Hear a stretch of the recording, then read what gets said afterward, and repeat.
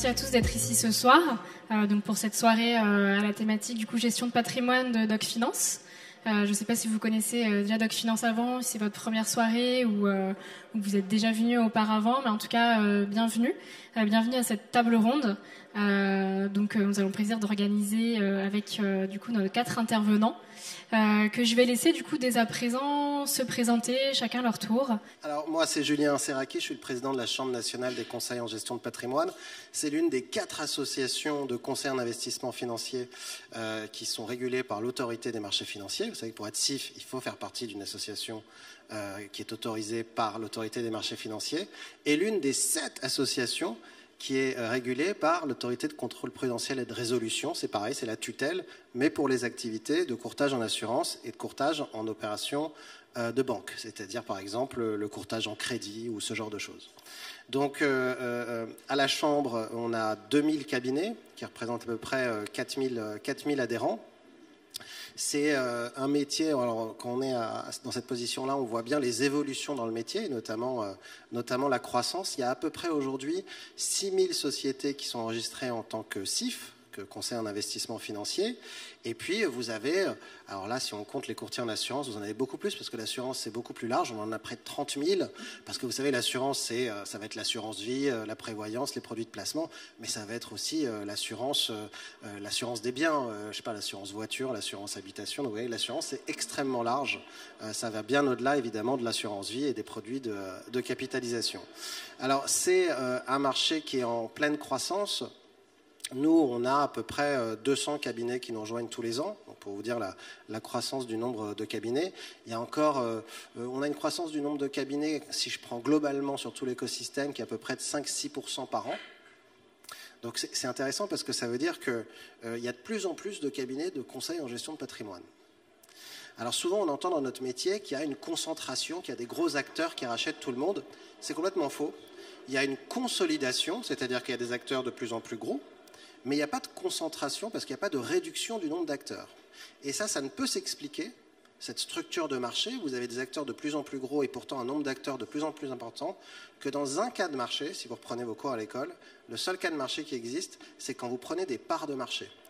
C'est-à-dire si le gâteau devient de plus en plus gros, il y a de plus en plus de place pour tout le monde.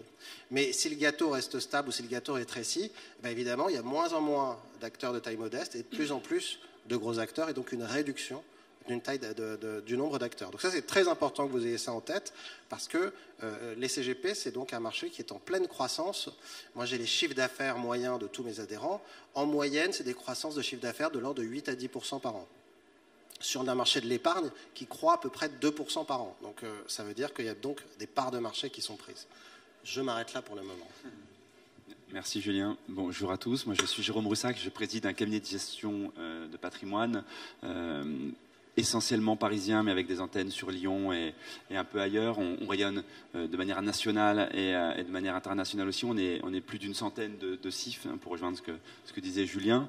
Je parle un tout petit peu de ma formation et de moi, et après on parlera plus longuement du métier. Moi, je suis expert comptable de formation, mais je me suis jamais retrouvé, j'ai fait 5 ans d'audit et de finance et de contrôle de gestion, je me suis jamais retrouvé dans cette relation avec les chiffres. Il me fallait de l'humain, c'est pour ça que très rapidement je me suis tourné vers le métier de la gestion de patrimoine. J'ai créé cette structure et comme vous, je me suis posé un certain nombre de questions et on tombe amoureux rapidement de cette relation et de ce conseil qu'on apporte à nos investisseurs. Donc on va en parler un peu plus longuement. Je vais laisser la parole à mes camarades, mais voilà, si vous êtes en phase de réflexion, en phase de recherche au sortir de vos études ou de réorientation de la carrière, on sait qu'aujourd'hui la carrière elle va être longue, elle va être très longue même, si on voit ce qui s'est passé aujourd'hui encore.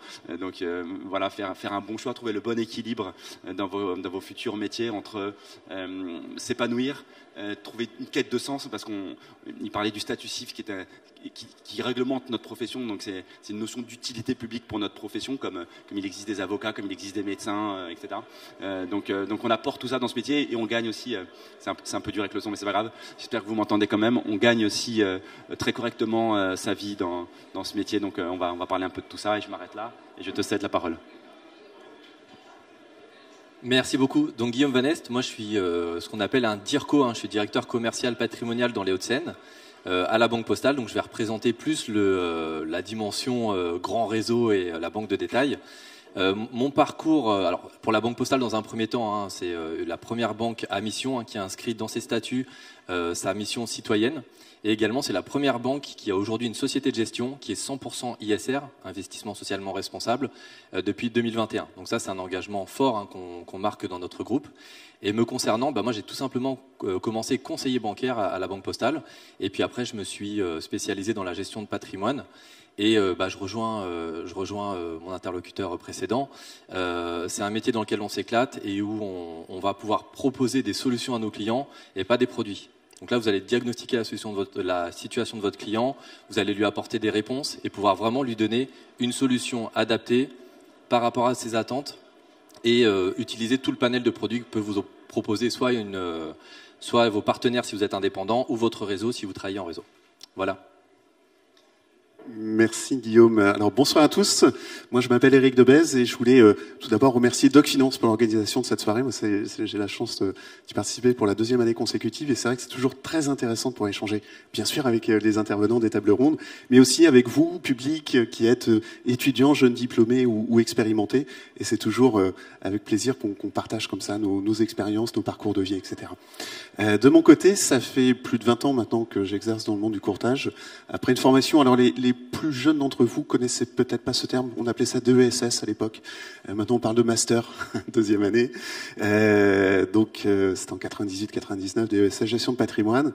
Et à l'issue de ma formation, je suis tombé dans le courtage et depuis j'en suis plus jamais ressorti. Bon, courtage d'assurance et puis ensuite courtage en crédit avec un parcours classique, producteur, manager, directeur régional.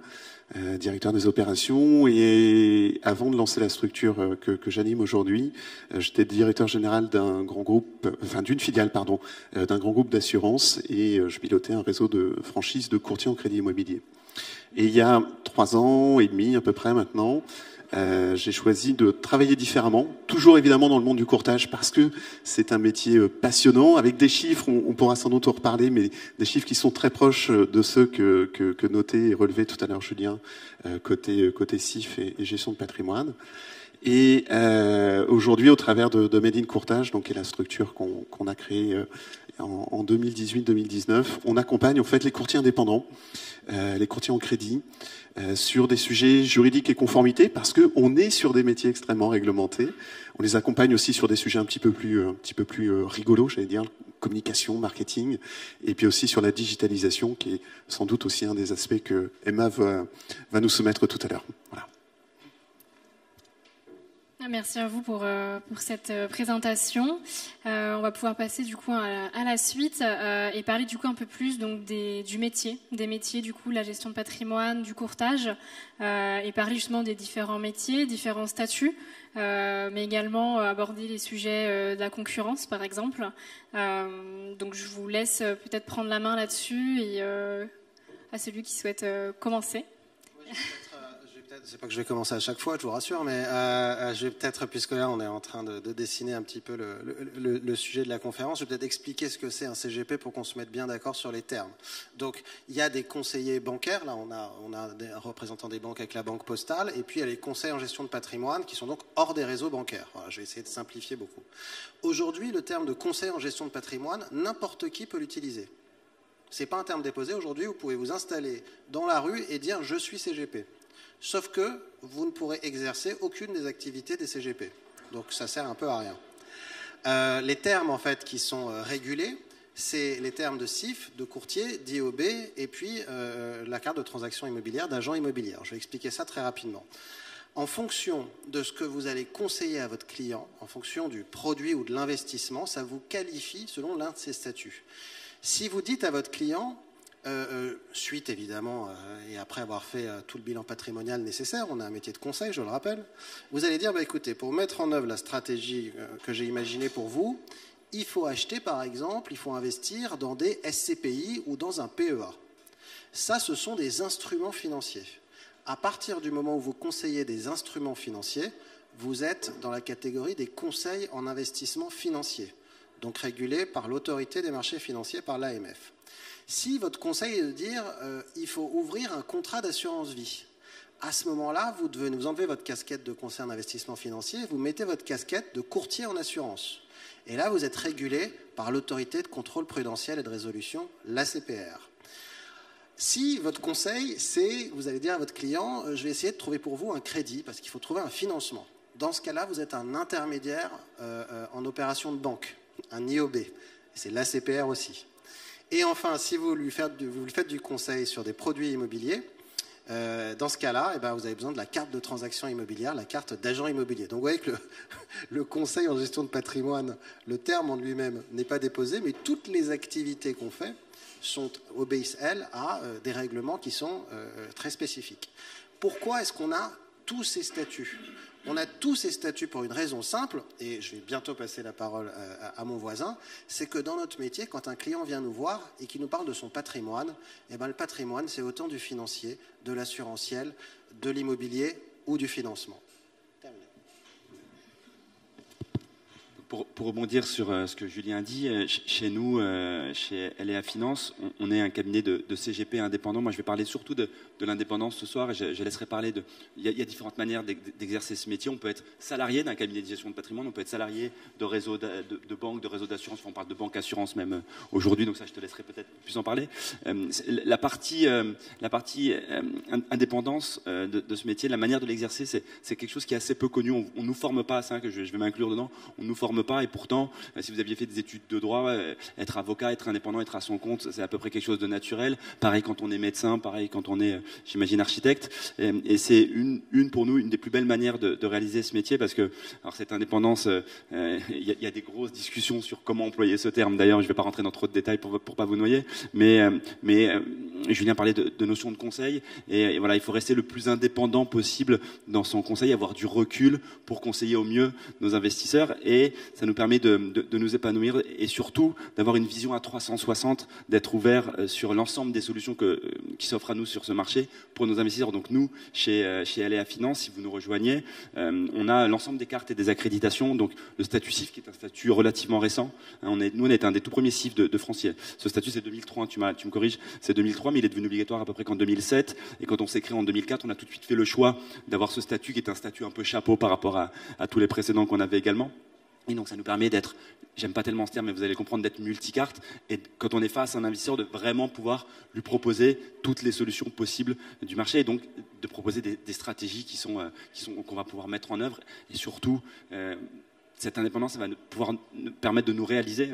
On parle de métier, on parle d'emploi pour vous, et pouvoir accompagner le client le plus longtemps possible dans ce métier. Il parlait de la croissance, bien sûr, des encours, mais croissance aussi des cabinets de gestion de patrimoine. C'est un métier où on parle d'argent, mais on gagne aussi de l'argent. On parlera un tout petit peu ensuite de rémunération. Et donc, on est capable par ce biais de bien gagner sa vie. Alors c'est un métier où il faut travailler. Il y a des problèmes parfois un peu générationnels, il y a des discussions, et je sais qu'après Covid, j'ai une fille de 20 ans qui est encore venue me voir aujourd'hui, comme vous, elle fait des études, donc parfois on se pose des questions, mais vous le savez tous ici, on n'a rien sans rien, et ce métier, au travers de l'indépendance, permet vraiment de se réaliser. C'est pour ça qu'on propose ce format. Certains veulent travailler 6 jours sur 7, d'autres veulent travailler 4 jours sur 5, d'autres 2 jours et demi mais à fond, et certains sont du matin, certains sont du soir, donc on s'organise, on se réalise, mais par contre, le réaliser tout seul, c'est un peu difficile. Et chez nous, on a fait le choix de regrouper un certain nombre d'indépendants. Et c'est pour ça qu'on est à peu près 150 personnes aujourd'hui, et d'apporter des moyens et des services pour que chacun se réalise seul, mais à plusieurs. Voilà, je m'arrête là peut-être pour cette partie-là, et je te laisse un peu en parler. Merci beaucoup. Donc moi, sous le prisme plus d'un réseau bancaire, si je vous flèche un peu le parcours d'un conseiller patrimonial à la Banque Postale ou dans un réseau, on a un premier niveau de conseil bancaire qui est chez nous ce qu'on appelle le conseiller spécialisé en patrimoine. Il peut s'appeler conseiller privé dans d'autres banques. Certains pratiquent ce métier dans la salle. Et l'idée, c'est d'être un chef d'orchestre. C'est-à-dire que vous êtes dans un réseau bancaire, vous avez déjà un fonds de commerce établi, vous avez déjà toutes les habilitations qui ont été mises en place par la formation que vous avez. Et derrière ça, vous recevez des clients, bien sûr vous les équipez sur la partie bancaire, que ce soit argent quotidien, protection ou besoin en financement courant, crédit consommation. Et après, pour aller plus loin avec ces clientèles-là, vous êtes le chef d'orchestre sur la partie patrimoniale. Et vous avez à votre disposition déjà votre expertise, vous avez également le service qui est le mien et qui permet aujourd'hui, moi, mon rôle, c'est de développer les compétences des conseillers en patrimoine. Et ces différents conseillers ont accès aussi à notre banque privée, qui s'appelle Louvre Banque Privée, qui a été renommée l'année dernière et que nous avons racheté auprès du Crédit Mutuel sous le nom de BPE en 2013. Donc on a mis un peu de temps à l'ancrer, à lui donner une identité, mais c'est chose maintenant faite. Donc comme vous voyez, on a la Banque Postale LBP et Louvre Banque Privée LBP. Donc on a beaucoup travaillé sur la partie marketing. Même en interne, on est embêté avec les acronymes pour pouvoir différencier. Mais le sujet derrière, c'est que donc ce conseiller en patrimoine peut faire appel à notre banque privée. Et là, on va avoir toute l'expertise de l'immobilier conseil avec du financement. On va pouvoir aller sur des programmes de défiscalisation, des programmes de loueurs meublés non professionnels. Et on va pouvoir également faire appel à tout ce qui est gestion de fortune, des contrats de droit luxembourgeois. C'est des contrats qui correspondent à des besoins assez particuliers de clients fortunés. Et on va pouvoir vraiment proposer tout le panel. Donc ça, c'est la première étape. La deuxième étape que vous pouvez avoir après au sein du groupe La Banque Postale, c'est de devenir banquier privé. Donc ce qui va correspondre le plus à un conseiller en gestion de patrimoine, qui ne sera pas là pour le coup indépendant, mais salarié. Et là, vous avez un portefeuille resserré, une expertise vraiment encore plus affinée et des relations beaucoup plus étroites avec la partie gestion de fortune. Après, ce qui va faire aussi la singularité de mon groupe et de l'entreprise La Banque Postale, c'est que une fois arrimé sur un métier de gestion de patrimoine qui est passionnant, et je vous rejoins sur le fait que diagnostiquer son client, lui proposer une solution, c'est vraiment passionnant en utilisant tous les sujets périphériques que sont le juridique, le fiscal et les connaissances qu'on peut développer à côté. Puis ça, par contre, je te rejoins complètement. Il faut travailler beaucoup pour pouvoir les acquérir parce qu'on a au départ un vernis et on a besoin des fois d'aller beaucoup plus profond avec des compétences beaucoup plus affinées sur certains sujets, notamment parfois la fiscalité. Et ce qui fait donc, je disais, la singularité de notre groupe, c'est qu'on est un groupe multimétier. Et si à un moment la gestion de patrimoine, on a peut-être un peu fait le tour, je pense qu'on n'en a jamais fait le tour, mais ça c'est mon prisme, mais on peut se déporter vers d'autres métiers et après pouvoir revenir sur la partie bancaire. Et on peut se déporter vers des métiers comme le bancaire mass market, sur des sujets un peu différents. On peut aller sur la partie expérience client. On peut se positionner aussi sur la partie espace commercial, puisqu'aujourd'hui, à la Banque Postale, on a un espace qu'on souhaite ne plus être un calvaire avec des fils interminables. Je vois vos différents regards et l'image qu'on peut en avoir. Mais aujourd'hui, on essaie vraiment d'en faire un espace de commercialité et de pouvoir vraiment créer de la valeur. Donc, on est dans un groupe où vous pouvez continuer sur la gestion de patrimoine et aller très très loin comme un CGPI peut le faire. Et on peut également aller sur d'autres métiers. Voilà. Merci. Je suis content parce qu'en fait, on se rend compte en discutant tous les quatre qu'on a un point commun, c'est qu'on est tous passionnés par notre métier et avec pourtant des quotidiens qui sont très différents. Mais c'est un point commun et je pense que ça peut se résumer aussi en une expression, c'est parce qu'on est attaché à la relation client. Et c'est vrai que tous les métiers dont on parle ensemble ce soir, que ce soit côté banque retail ou banque privée, que ce soit côté CIF, indépendant ou en réseau, etc., ou côté courtier en crédit, on aime nos clients, on aime les gens, et c'est vrai que on voit les personnes qui réussissent le mieux dans notre métier sont bien sûr des gens qui sont câblés intellectuellement, on va pas dire le contraire, mais ce sont aussi et surtout des gens qui sont curieux et des gens qui ont envie d'accompagner des projets. Et si on fait un focus sur le métier que je représente ce soir, celui du financement, on a une chance incroyable, c'est qu'on intervient toujours à des moments positifs dans la vie de nos clients. Il y a 3 métiers dans le courtage en crédit. Le premier, le plus répandu et celui sans doute que vous avez le plus en tête, c'est le financement du particulier, c'est le crédit immobilier. On va aider des gens à acquérir leur résidence principale, leur résidence secondaire, parfois du locatif aussi quand on est sur une clientèle un petit peu plus patrimoniale, etc., etc. C'est la première verticale en courtage de crédit. Deuxième verticale, elle peut paraître un peu moins sympa, mais pourtant elle est très exaltante, c'est l'activité de ce qu'on appelle le regroupement de crédit. Le RAC, je ne sais pas si c'est un terme que vous avez déjà entendu, c'est un peu un gros mot le RAC, mais pourtant c'est aussi un beau métier. On s'adresse dans ce cas-là à des personnes qui, pour plein de raisons, parfois des accidents de la vie, parfois des erreurs de jeunesse, ou peu importe la raison, mais des personnes qui se retrouvent pendus par la cravate au niveau budget, et on va les accompagner, on va les aider à trouver des solutions en réétalant leurs différents crédits ou même leurs différentes dettes, etc. Mais là aussi, c'est du positif. On intervient peut-être à un moment compliqué, mais on apporte des solutions qui vont permettre aux clients de rebondir. Alors ça, c'est la deuxième verticale dans notre métier. Et la troisième verticale, c'est le financement des professionnels. l'artisan, le commerçant, la TPE, la PME, parfois des ETI aussi, il existe un certain nombre de structures de courtage en France qui accompagnent tous ces chefs d'entreprise, tous ces entrepreneurs qui créent de la richesse. Et là aussi, on est dans cette logique d'accompagner des projets. Et ça, c'est quelque chose qui est chevillé au corps de tous les courtiers en France, en tout cas, j'espère, de tous, et qui fait que, bien souvent, et c'est sans doute vrai aussi côté CIF, hein, mais une fois qu'on est tombé dans le courtage, eh ben on n'en ressort pas vraiment parce qu'on a besoin, c'est un peu notre adrénaline, cet accompagnement et cette récompense qu'on a quand on dit à un client, bah ça y est, votre prêt est accepté et on va pouvoir, j'allais dire sabrer le champagne, boire un coup, tout ce que vous voulez, mais effectivement fêter avec le client l'obtention de son financement pour réaliser son projet, que ce soit un projet IMO, un projet perso ou un projet professionnel. Comme quoi nous sommes tous des philanthropes intéressés uniquement par le fait d'aider nos clients et que l'argent ne nous intéresse pas. Merci. Je crois qu'il est temps de parler de rémunération, c'est ça ? Justement, de parler un petit peu des avantages, ou pas, on verra, mais de la rémunération. Et puis également aussi, peut-être parler de la concurrence du métier, justement, et faire un point là-dessus.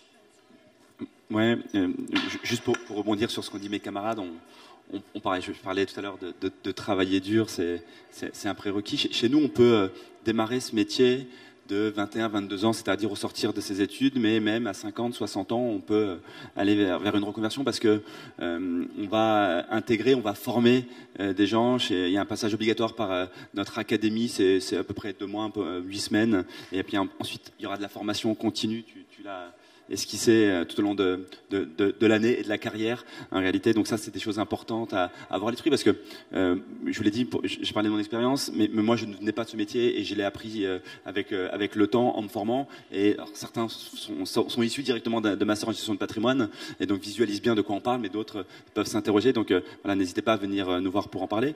Ensuite on parle de rémunération. Quand on est indépendant, je vais tout de suite mettre les pieds dans le plat et ça va vous faire peur, mais c'est ce qui nous anime.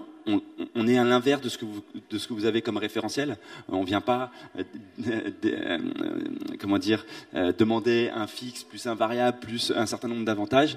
On va démarrer de zéro. Donc on inverse l'échelle et la hiérarchie que vous avez à l'esprit, mais on va vous apprendre à vous construire, on va vous apprendre à construire votre rémunération et à vous sécuriser.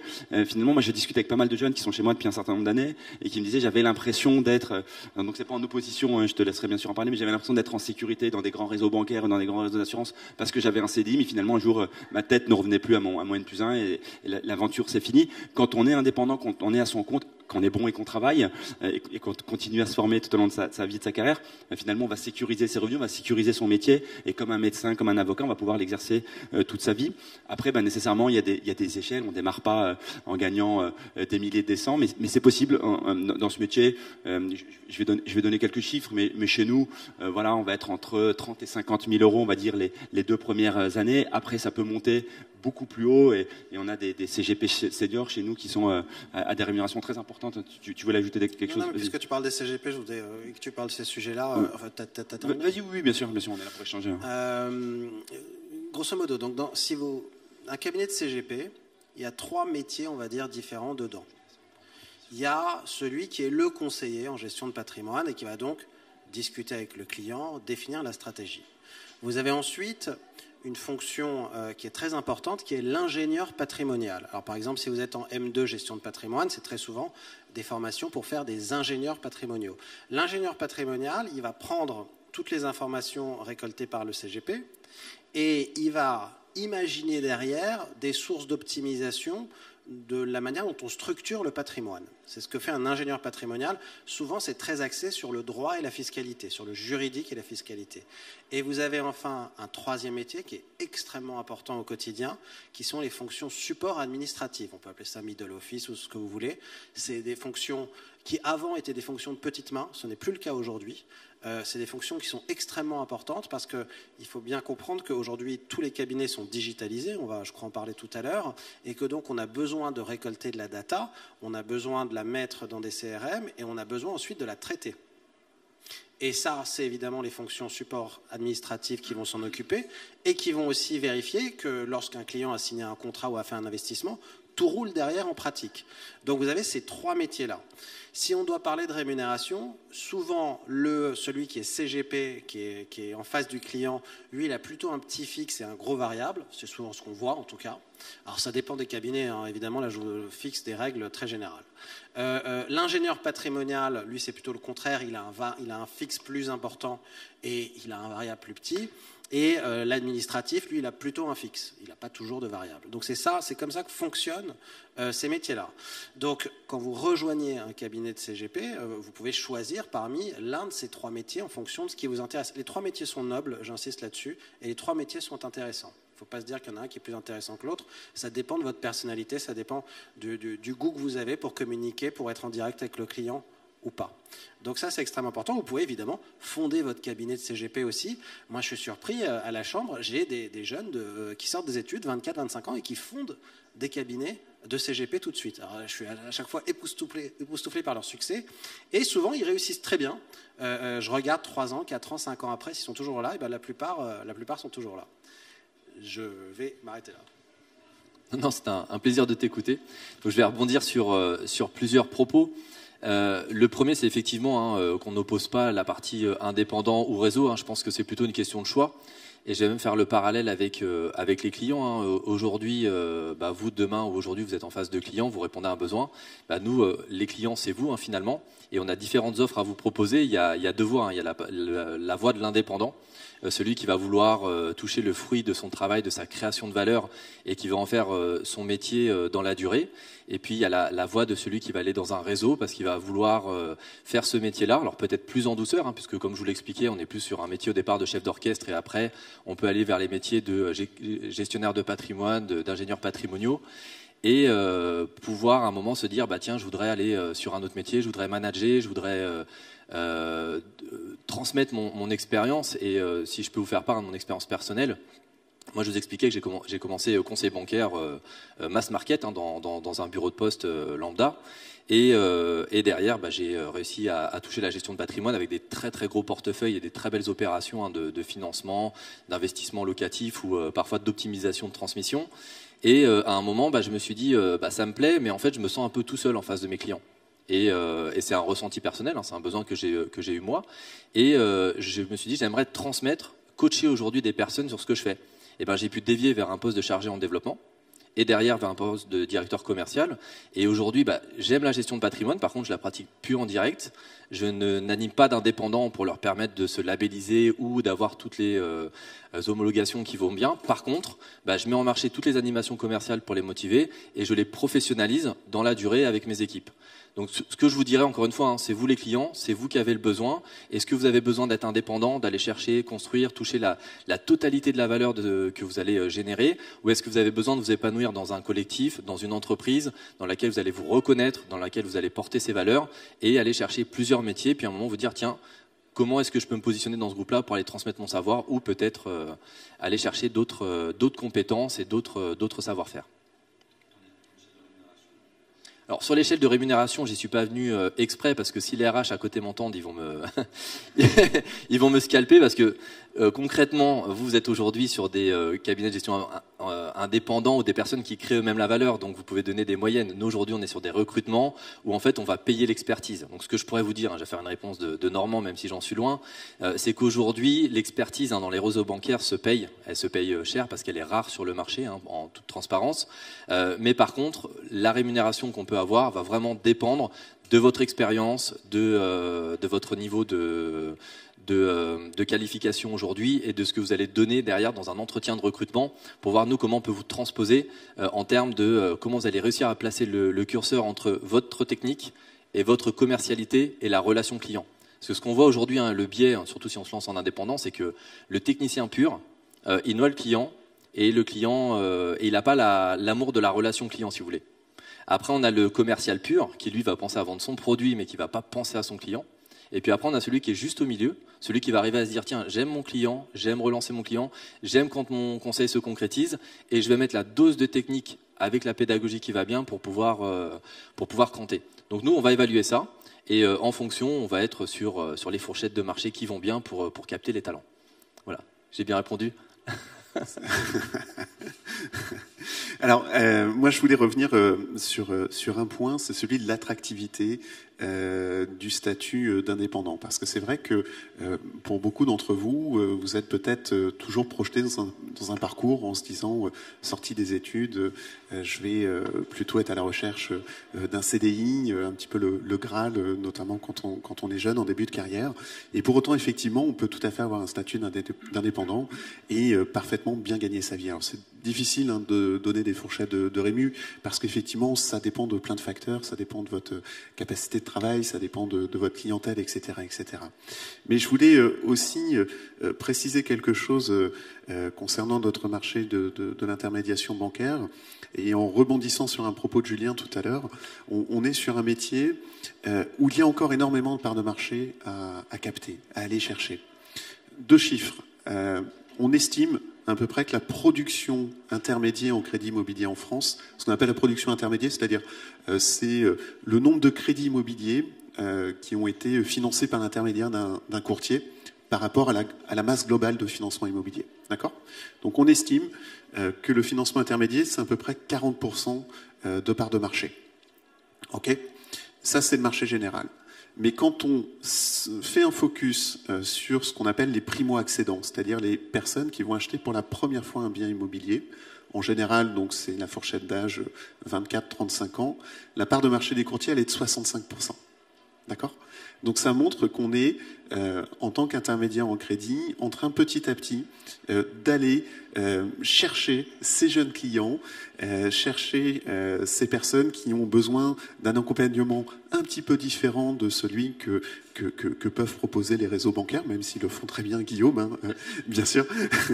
Mais effectivement, une relation qui va être peut-être un petit peu plus personnalisée, un petit peu différente, avec une notion de proximité qui va être importante.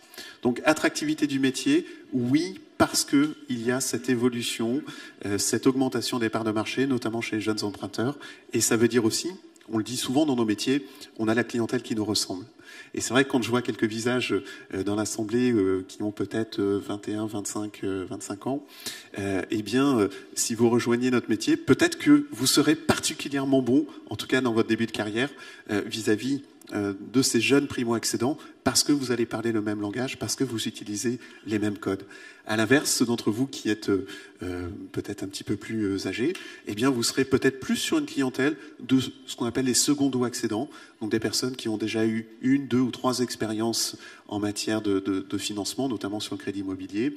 Et là aussi, vous allez adapter votre comportement au code de cette clientèle-là. Donc il y a de la place pour tout le monde et on est effectivement sur un marché qui progresse en nombre d'acteurs entre 6 et 8% par an, ce qui montre effectivement que ça progresse très régulièrement.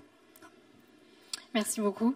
Pour aborder du coup la dernière partie du coup de cette conférence, on va parler justement de l'avenir et des enjeux des différents métiers, en passant par la digitalisation, mais aussi en parlant peut-être de la pyramide des âges, qui peut jouer un rôle du coup dans les futurs recrutements et l'évolution justement et les différentes carrières possibles.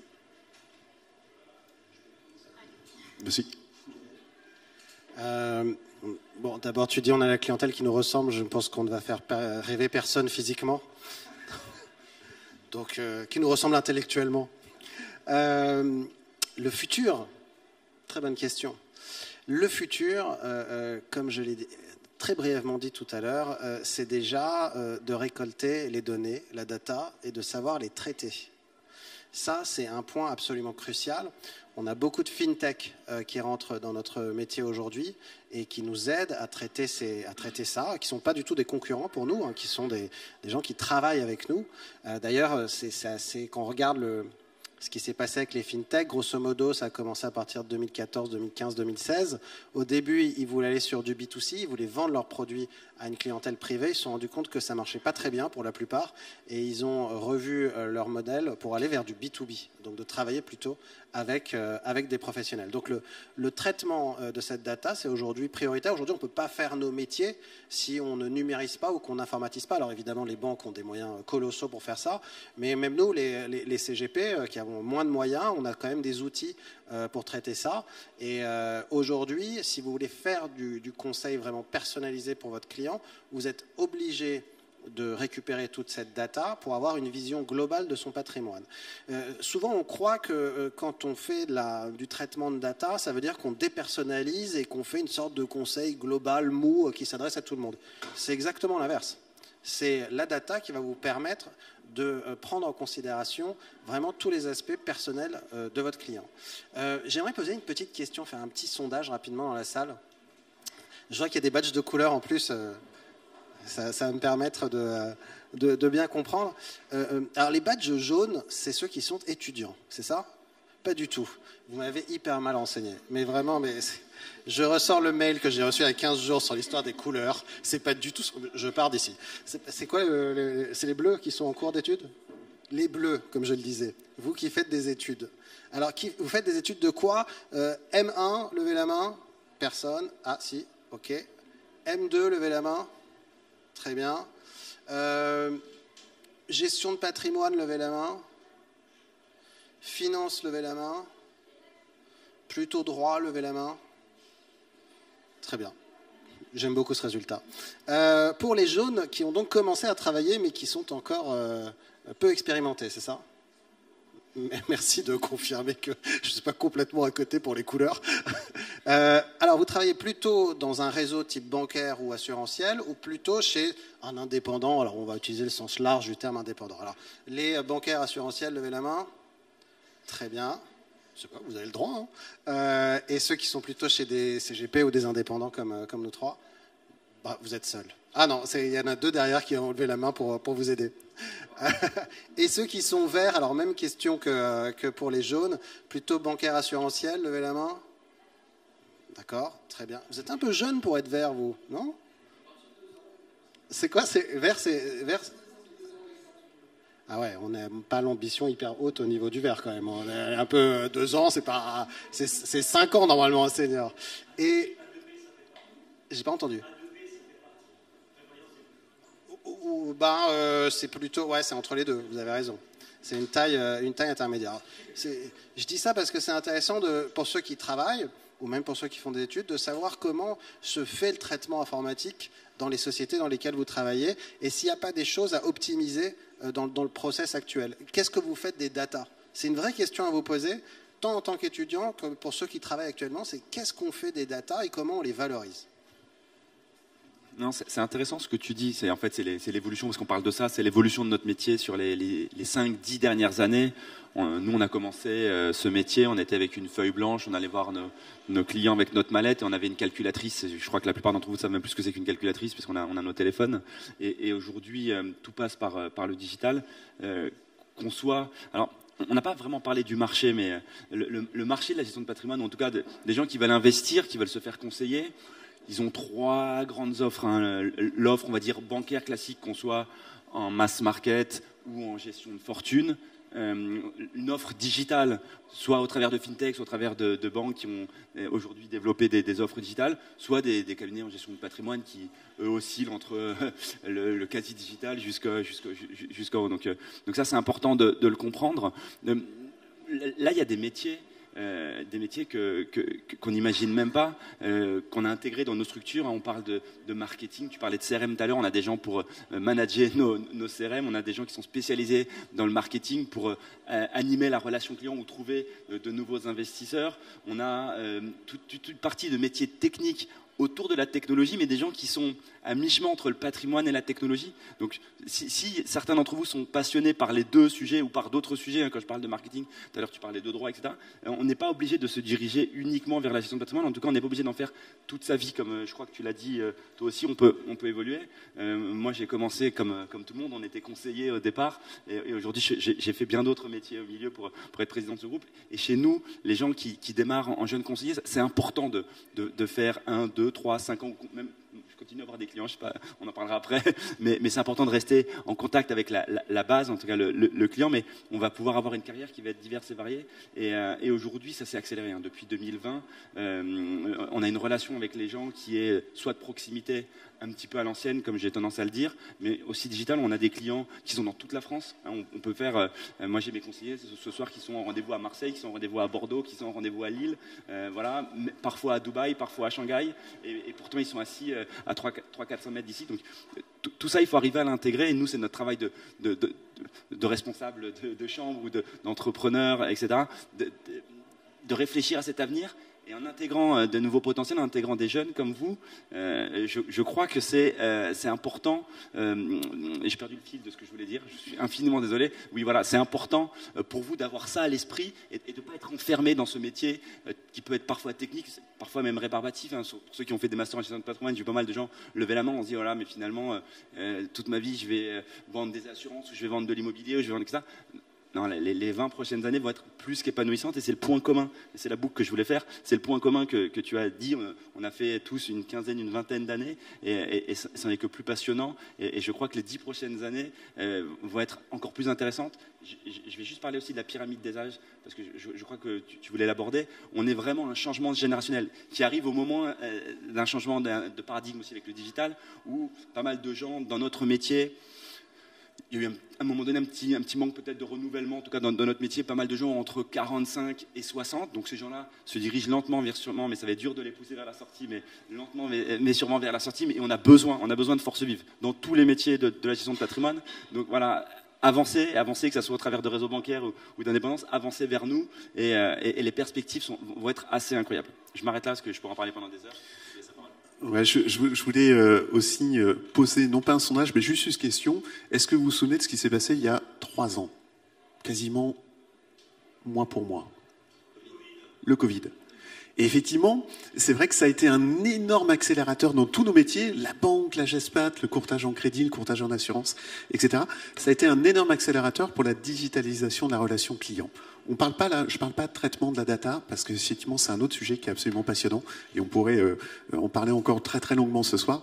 Mais juste ce focus sur la relation client, il y a en 2018, 2019, début 2020, qu'est-ce qui se passait quand on constituait le dossier de demande de financement d'un client? On le faisait venir en agence, et puis on lui demandait d'apporter toute sa pile de documents, de justificatifs. En moyenne, un dossier de presse, c'est 140 pages, à peu près, de documents. Hein. Avis d'imposition, bulletin de salaire, relevé de compte, enfin, etc., etc. Donc, et on scannait tout ça en agence. Mais depuis, tout s'est accéléré parce que justement, les logiciels ont énormément évolué pour permettre, avec les clients, de leur créer des espèces de coffres-forts, si vous voulez, numériques, dans lequel le client, depuis chez lui, depuis son smartphone, il va scanner sa carte d'identité, il va scanner son avis d'imposition, etc., et il va le télétransmettre dans ce coffre-fort numérique, donc dans l'outil CRM du courtier, du CIF, etc., etc. Et ça a été effectivement un véritable accélérateur, cette histoire de Covid. Digitalisation de la transmission des documents et digitalisation aussi de la relation, le moyen de communiquer avec les clients. Aujourd'hui, on communique beaucoup sur des Zooms, sur des Teams, sur tous ces outils-là, et c'est hyper pratique. Le client n'a plus besoin de se déplacer systématiquement, on n'a plus besoin de se déplacer systématiquement. On va peut-être le voir 1 fois, 2 fois dans le parcours de constitution de son projet de financement, mais toutes les étapes intermédiaires, on va les faire sur la visio, c'est hyper sympa. Et notamment, je parlais tout à l'heure des jeunes emprunteurs, ils sont aguerris à tout cela. Donc on change véritablement cette manière d'échanger, de communiquer dans le traitement du dossier client, mais aussi dans la captation du lead, la captation de ce client. Moi, j'ai coutume de dire, aujourd'hui, le client en courtage, il faut aller le chercher dans son canapé. Et comment on va le chercher dans son canapé? Eh ben, en utilisant des techniques de marketing digital, de retargeting, etc., etc. Donc il faut aussi être un petit peu expert de ces sujets-là, du SIA, du SEO, des réseaux sociaux, etc., etc. Et c'est autant de métiers qu'on peut aussi faire au service du courtage. Ah. Guillaume. Alors, merci, tu me fais la transition parce qu'effectivement, je voulais partir sur la partie client et peut-être répondre en 3 points à l'évolution du métier. Le premier, c'est l'expérience client. C'est sûr qu'avec la crise sanitaire, aujourd'hui, on a des clients qui se déplacent de moins en moins. Et quand je regarde dans le rétroviseur, moi c'était facile, hein, quand j'étais conseiller, je voulais faire venir un client pour le convaincre de me faire confiance. Je dis, vous n'avez pas 2-3 chèques à déposer, vous passez, je vous le fais, comme ça vous évite de vous embêter. Puis après, derrière, je partais sur le conseil. Aujourd'hui, ça marche plus. Donc le conseiller, il est bien obligé de trouver d'autres moyens pour arriver à faire venir son client. Et ça passe par 3 promesses. Hein. C'est l'expérience, le fait de pouvoir faire de la signature à distance, de la signature électronique, de digitaliser les parcours. Et on parlait d'outils tout à l'heure, hein, de moyens sur les grands réseaux. Alors nous, notre sujet, c'est la flexibilité des outils qu'on va avoir. Parce que le réseau est tellement énorme que dès qu'on va bouger un élément du système, ça va être un peu plus compliqué. Donc on a des moyens, on arrive à mettre en place ces choses rapidement. Mais dès qu'on a besoin de flexibilité, par contre, c'est un peu plus compliqué. Et je vois vos sourires que on parle d'expérience. Donc on doit proposer à nos clients vraiment cette relation à distance, le fait de pouvoir faire des actes de signature, de gestion très rapidement et dégager les conseillers de toute cette partie-là et être tranquille. Parce que bon, après moi quand j'avais le client qui arrivait avec un chèque, j'étais moins content parce que je savais que j'allais faire que ça. Et aujourd'hui le conseiller il est moins embêté avec ce sujet-là. Le deuxième point, c'est comment on relationne notre client. Et tu le disais tout à l'heure, il faut l'avoir dans son canapé. Et aujourd'hui, si je peux vous faire le parallèle, hein, quand je vais voir un conseiller en patrimoine qui est junior ou senior, un peu moins junior, on va garder un discours commercial. Le junior, lui, il fait de la Teams, il force ses clients à faire du distanciel parce qu'il gagne du temps, parce que ça va vite. Et le senior, il se dit, oh là, si je fais ça en Teams, ça va être compliqué, là, je ne retrouve pas mes fenêtres, c'est pas pour moi. Et il veut faire venir absolument ses clients, et des fois, il se heurte à des clients qui ne veulent pas venir. Donc il y a vraiment cet effort-là hein, qui est à faire d'avoir cette expérience client qui corresponde à ce que veut le client et pas à ce que va vouloir le conseiller et à son aisance. Et après, le troisième point, si je peux aller sur la partie data, et c'est là que c'est vrai que la machine hein, d'un réseau bancaire va être assez puissante. Si je regarde le monde, alors on parlait de Covid, hein, donc on peut parler de monde d'hier, de monde de demain, de monde d'aujourd'hui. Si je regarde le monde d'hier, nous ce qu'on faisait, hein, c'est que bon, la chance d'être en réseau bancaire, c'est qu'on a un fonds de commerce déjà établi, on arrive, clac, il y a juste à se servir, hein, faut lever le coude pour décrocher le téléphone, être un peu pertinent et les clients nous suivent. On n'a pas besoin de toquer à la porte ou d'aller chercher de nouvelles relations, même si on le cherche quand même in fine pour développer. Mais je classais mes clients par surface financière, on regardait hop, les plus fortunés, on allait dans les dossiers, clac clac, on cherchait 2-3 scans d'opportunités, on faisait venir le client, on concrétisait les opportunités, puis après on allait de façon beaucoup plus large sur son besoin pour développer. Et aujourd'hui, ce qui est beaucoup plus pratique là-dedans, alors on perdait un peu de temps hein, et puis on passait à côté de certaines choses, c'est que la data permet des sollicitations clients beaucoup plus ciblées et beaucoup plus intelligentes. Et aujourd'hui, dans les banques, vous allez avoir des logiciels qui vous permettent de solliciter un client sur un point précis, hein, qui va être croisé de plusieurs, du comportement de son compte, de la structuration de son épargne, de sa proximité de certaines offres. Hein, quand vous avez des contrats d'assurance vie, quand vous avez une composition telle ou telle, vous pouvez avoir certains bonus. Et des fois, vous êtes à pas grand-chose. Et là, l'outil va vous dire, attention, clac, clac, clac, je vous sors la liste des clients qu'il faut appeler pour leur proposer ça. Et ça, c'est l'expérience et de la satisfaction. Et la data permet de le faire assez rapidement sur des machines bien industrialisées. Et vous allez pouvoir avoir un argumentaire qui est dédié et tout de suite taper fort quand on appelle le client, être impactant pour le faire venir. Et après faire tout le vrai travail de gestion de patrimoine qui est le diagnostic et d'aller tirer la pelote pour faire de la création de valeur et répondre aux besoins de votre client. Donc sur la data, c'est ce que je pourrais vous dire sur la partie réseau bancaire. Et sur la pyramide des âges, ce qu'on constate aujourd'hui, hein, c'est que le conseiller en patrimoine dans le réseau bancaire avant, il était plutôt alors comment dire ça, moins jeunes qu'aujourd'hui. Et aujourd'hui, on recherche vraiment des talents, on recherche des gens vraiment bien câblés, qui ont la tête bien faite, qui aiment les gens. Et dès qu'on a ces profils-là, ça va très très vite. Et on arrive à avoir des performances auprès de ces conseillers, un épanouissement de ces collaborateurs qui est très prégnant, alors qu'avant, on passait par des parcours beaucoup plus longs et beaucoup plus normés. Voilà, et si je peux finir sur le client, dites-vous qu'aujourd'hui, les clients, ce qu'ils attendent lorsqu'ils viennent voir un indépendant ou un réseau bancaire, s'il se déplace, il a besoin de plus-value. Parce qu'il n'a plus d'actes au quotidien à pratiquer avec un conseiller, que ce soit sur du sujet bancaire ou sur la gestion de ses contrats. Si c'est pour faire un arbitrage très rapide d'une plus-value, il ne va pas vouloir aller voir son conseiller en gestion de patrimoine ou son conseiller patrimonial dans un réseau. Il préfère que ça se fasse automatiquement, que ça se fasse à distance. Et aujourd'hui, quand vous déplacez un client, il faut vraiment apporter une plus-value et être sûr de répondre à un besoin beaucoup plus technique qu'avant. Donc ça, c'est un autre enjeu, c'est que vous avez un enjeu, vous, aujourd'hui, par rapport au client, c'est d'être beaucoup plus percutant et pertinent et de montrer tout de suite la valeur ajoutée que vous pouvez lui apporter parce qu'il n'a plus besoin de vous voir physiquement ou pour des opérations de gestion quotidienne. Super, merci beaucoup. Du coup, on arrive un petit peu à la fin de cette table ronde. On a le temps pour faire quelques questions si vous êtes encore disponible. Donc, je vous laisse lever la main ceux qui ont des questions. N'hésitez pas, pour le coup, c'est vraiment le moment. On ne peut pas être dans le sens inverse. J'ai une question pour mes confrères. Nous, à la Chambre, nos adhérents recrutent beaucoup. Il y a même une page emploi sur le site de la Chambre, cncgp.fr. Il y a une page où vous pouvez trouver des stages, des alternances ou même des CDI. Et est-ce que vous avez le sentiment, alors toi, on est dans le même métier tous les deux, mais côté bancaire et côté intermédiaire IOB, qu'il y a du recrutement en ce moment ? Alors, nous, on fait face plus à une problématique d'offres. Ce qui fait qu'aujourd'hui, on peut avoir, on parlait de salaire tout à l'heure, des niveaux de négociation assez intéressants. Mais on le constate, c'est comme je vous le disais pour les clients, c'est qu'on a plus aujourd'hui une offre qualitative avec des profils vraiment très experts par rapport à avant.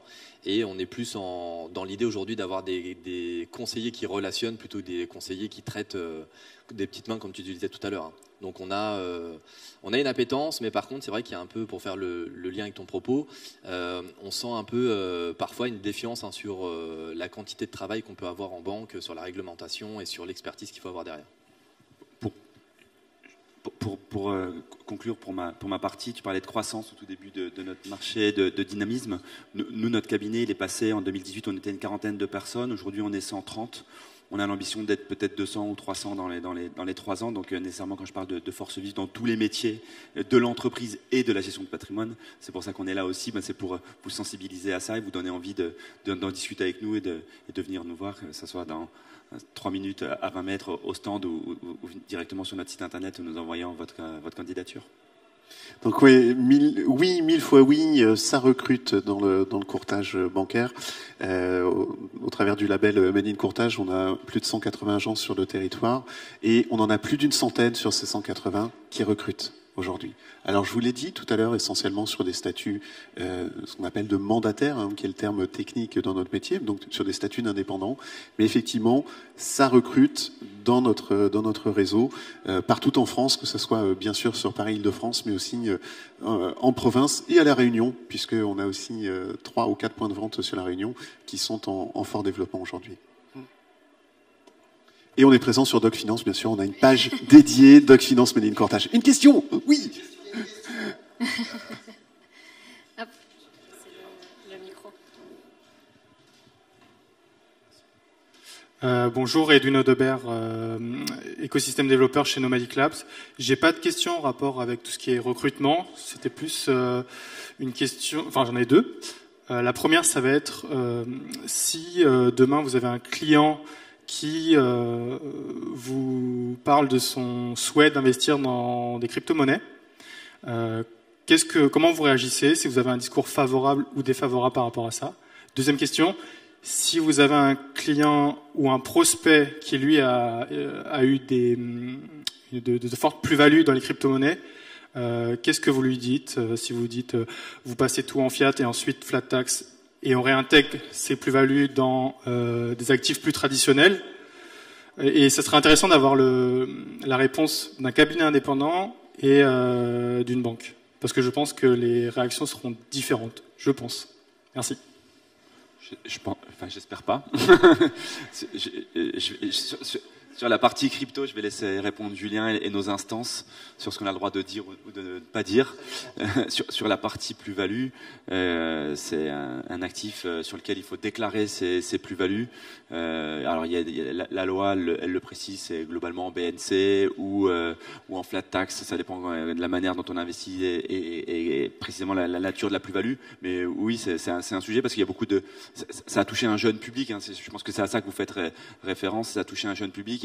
Et des gens qui avaient acheté des bitcoins à 5 000 $ et qui les ont revendus à 60 000, ils ont généré beaucoup de patrimoine, ils ont oublié de déclarer des choses, ils se feront rattraper par la patrouille. Donc nous, en tant que CIF, quand on est face à des gens qui ont déjà réalisé leur plus-value ou qui vont la réaliser, on les amène à se déclarer et à se rapprocher du fisc, parce que je vais aller un peu loin, mais on est censé faire une déclaration TRACFIN s'ils ne le font pas ou s'ils n'ont pas l'intention de le faire. Donc plus que censé même, hein. Dans le cadre de la lutte anti-blanchiment et ainsi de suite. Donc voilà, il faut le faire. Tu veux que je réponde sur le crypto ou tu enchaînes sur... Vas-y, je te laisse et puis après je prends le... D'accord. Pour répondre à la question sur la crypto, il y a d'abord un cadre réglementaire à bien connaître sur la crypto. Aujourd'hui, un conseiller en investissement financier n'a pas le droit de dire à un client s'il faut acheter de l'Ethereum ou du Bitcoin. Ça va changer probablement. Là, j'avais des discussions avec l'autorité des marchés financiers il y a encore quelques semaines sur le sujet. Aujourd'hui, ceux qui peuvent le faire sont des PSAN, des prestataires de services en actifs numériques, qui sont aujourd'hui des plateformes ou des conseillers là-dessus. Moi, en tant que CIF, j'ai le droit de conseiller un PSAN. C'est-à-dire que j'ai le droit de dire à un client, allez vers telle plateforme ou allez vers tel conseiller PSAN. Mais je n'ai pas le droit de lui dire, c'est acheter de la crypto, acheter quelle crypto. Après, souvent on me demande, vous êtes pour ou contre les cryptos? Alors je suis ni pour ni contre, c'est pas pour faire une réponse de Normand comme tu l'as dit tout à l'heure, c'est simplement que la crypto et derrière les blockchains, c'est une technologie. Donc on n'est ni pour ni contre une technologie. Est-ce que vous êtes pour ou contre le téléphone? Ça n'a aucun sens. La technologie va apporter de la valeur ajoutée ou elle ne va pas en apporter. Si elle n'en apporte pas, elle disparaîtra. C'est aussi simple que ça. Et si elle en apporte, elle va se développer. Donc il n'y a ni à être pour ni à être contre. Il faut voir ce que ça va donner. Pour l'instant, les applications pratiques des cryptos sont assez réduites. On en a peu. C'est pour ça que c'est un produit qui est très spéculatif parce qu'il ne repose pas sur une valeur ajoutée qu'on peut calculer. C'est aussi simple que ça. Mais si demain les blockchains qui sont derrière ces cryptos assurent des services, évidemment ça va se développer. En revanche, il y a une chose dont je suis certain, c'est qu'il y a à peu près 15 000 cryptos aujourd'hui, mais derrière il n'y a pas 15 000 technologies différentes, et que donc dans quelques années il n'y aura pas 15 000 cryptos. Il n'y en aura peut-être que 10, 15, 20, 30, 40, 50, parce que les milliers et les milliers de cryptos qui existent aujourd'hui, en fait pour la plupart utilisent toutes la même technologie de blockchain. Alors, sur la réponse du réseau bancaire, moi je vais rejoindre ce qui s'est dit sur la partie conseil sur la plus-value, que nous, au niveau de l'ouvre-banque privée, un gestionnaire de fortune, il aura effectivement toujours la même déontologie et les mêmes obligations réglementaires. Au niveau de... J'aurais quand même un mot sur la partie gestion de patrimoine, parce que tu le disais, il y a beaucoup de jeunes qui sont attirés par l'investissement dans les cryptos. La gestion de patrimoine, c'est un maître mot au départ, c'est l'équilibre. On ne peut pas faire que de la crypto, on ne peut pas faire que des actions, on ne peut pas faire que de l'immobilier. L'idée, c'est d'avoir un peu de tout et de faire les vases communicants en fonction de ce qui marche et d'ajuster la gestion. Donc la crypto, pourquoi pas, mais de façon mesurée. Et nous, aujourd'hui, en établissement bancaire, pour donner une réponse un peu plus officielle, si un client vient nous demander ça, on a un courtier en ligne, encore un métier qu'on peut avoir à côté, qui s'appelle Easy Bourse et qui est adossé à KissKissBankBank, qui finance des projets participatifs. Et derrière ça, on va proposer aux clients, s'il se positionne sur un courtier en ligne, d'être autonome et de faire ses choix d'investissement seul. Maintenant, ce qu'on va lui proposer derrière, c'est effectivement de faire attention à l'équilibre, et c'est le genre de placement sur lequel on va conseiller notre client de ne pas aller à plus de 5% de sa surface financière en termes d'investissement. Et si après il a un biais plutôt opportuniste, ça c'est un choix, mais c'est plus de la gestion de patrimoine. Là, c'est un peu plus, alors, le mot est peut-être mal pesé, mais c'est un peu plus de la spéculation. Mais encore une fois, après sur la partie actif en tant que tel, c'est un actif, on va dire, du futur. On sent, pour reprendre ton propos, dans son essence, qui s'impose quand même dans le modèle économique, et certains pays l'adoptent pour échapper à ce que peuvent dicter les monnaies des États, hein, si on peut le voir comme ça sans aller trop loin sur le débat. Mais en tout cas, c'est un actif d'avenir. Je pense qu'il faut en avoir, mais encore une fois, de façon très mesurée. Et le mot conclusif sera pareil que le mot introductif, c'est attention, la gestion de patrimoine, c'est de l'équilibre. C'est pas de la spéculation. Super, merci. Est-ce qu'on a une autre question dans la salle?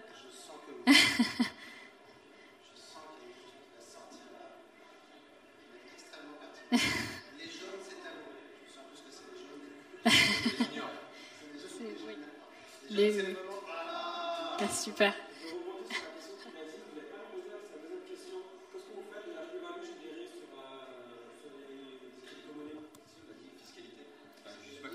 Alors, il y a 1000 manières de répondre, mais c'était ça votre question ou pas?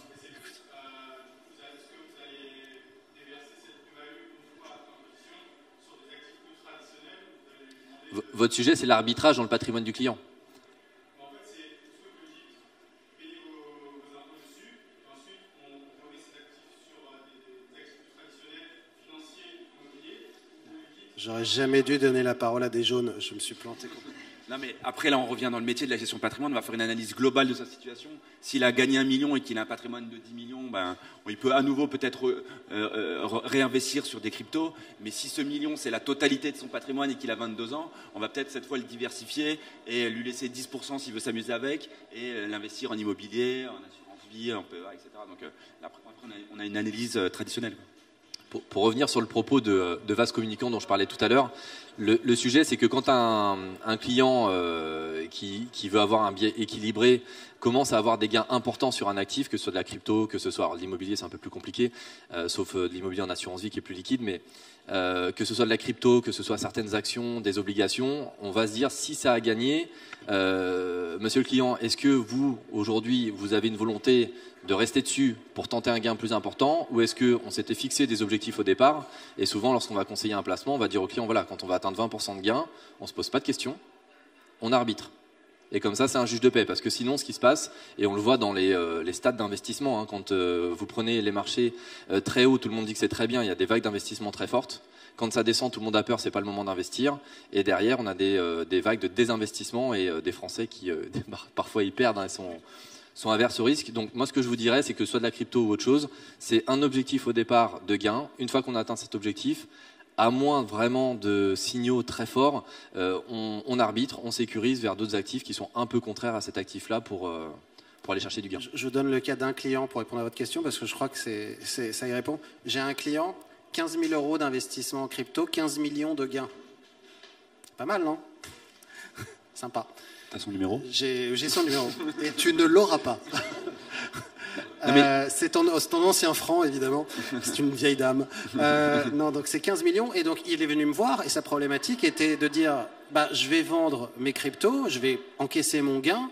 Et derrière, qu'est-ce que je vais faire de cet argent-là? Parce que je ne vais pas réinvestir les 15 millions en crypto. Ça n'aurait pas de sens. Donc évidemment, il va réinvestir, tu l'as dit, dans l'immobilier, il va diversifier son patrimoine parce que son patrimoine était ultra spéculatif, c'est tout ce qu'il avait et il a fait un coup magistral, bravo à lui, mais que derrière, il veut se diversifier pour réduire le risque. Alors déjà, c'est des tickets de loto comme ça court pas les rues, on en a tous, mais ça court pas les rues. Mais le vrai sujet que vous évoquez, c'est l'accès à l'information. Aujourd'hui, votre génération, et là je pense aux clients, pas nécessairement à vous, mais vous êtes des relais de cette nouvelle génération si vous embrassez notre profession. La nouvelle génération, elle se forme, elle s'auto-forme sur Internet, sur TikTok, sur Insta, etc. Et on vous fait croire qu'on peut devenir très riche, on peut devenir rentier en 2 jours, on peut devenir millionnaire sur la crypto, etc. Enfin, nous, on voit des choses, on rigole, hein, clairement. Donc c'est pas ça la vraie vie, mais pour vous, vous n'avez pas encore tout à fait ce recul. Et vous êtes dans un univers qui parfois vous enferme dans ce monde un peu virtuel.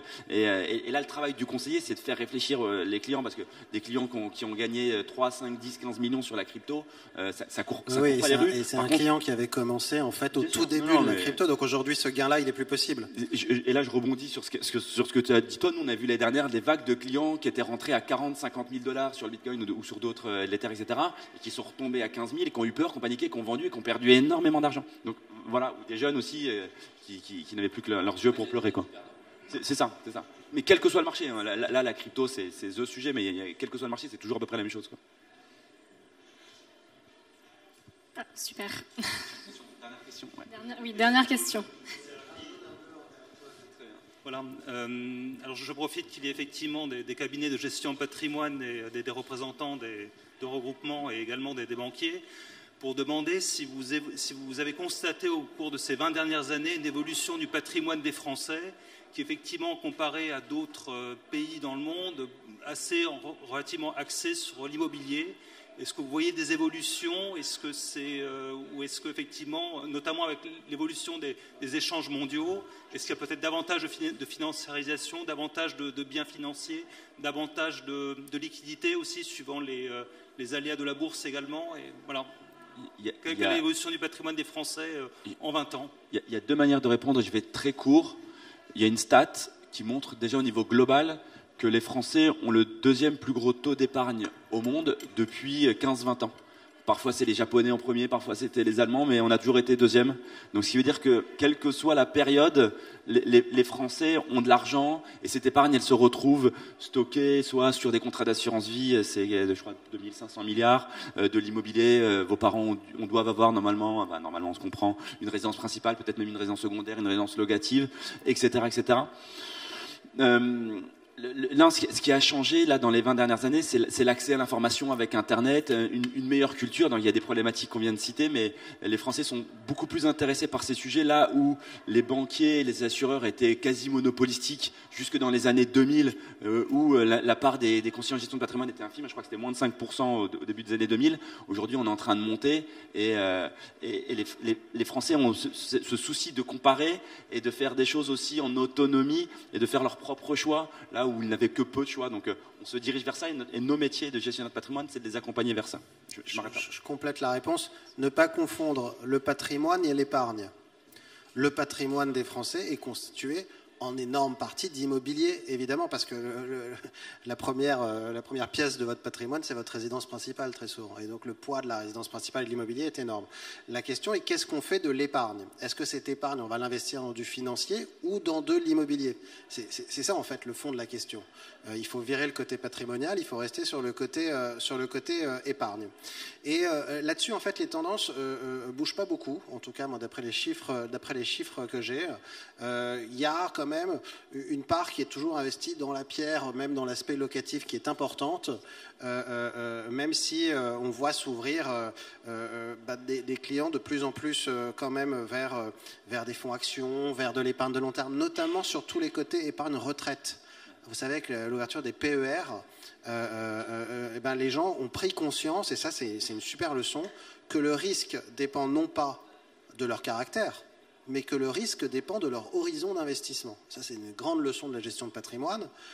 Si vous avez 20 ans devant vous et que vous venez me voir avec une somme, je vais vous dire, si vous ne prenez pas 100% de risque, je vais être un peu extrême, vous êtes fou. Si vous venez me voir avec la même somme et que vous me dites, j'ai besoin de cette somme dans 6 mois, je vais vous dire, si vous prenez 1% de risque, vous êtes fou. Donc cette conscience de l'horizon temporel via les produits d'épargne en fait est aujourd'hui compris par une part de plus en plus large de la population, ce qui l'amène, je pense, à un peu sortir des produits immobiliers pour aller vers les produits financiers.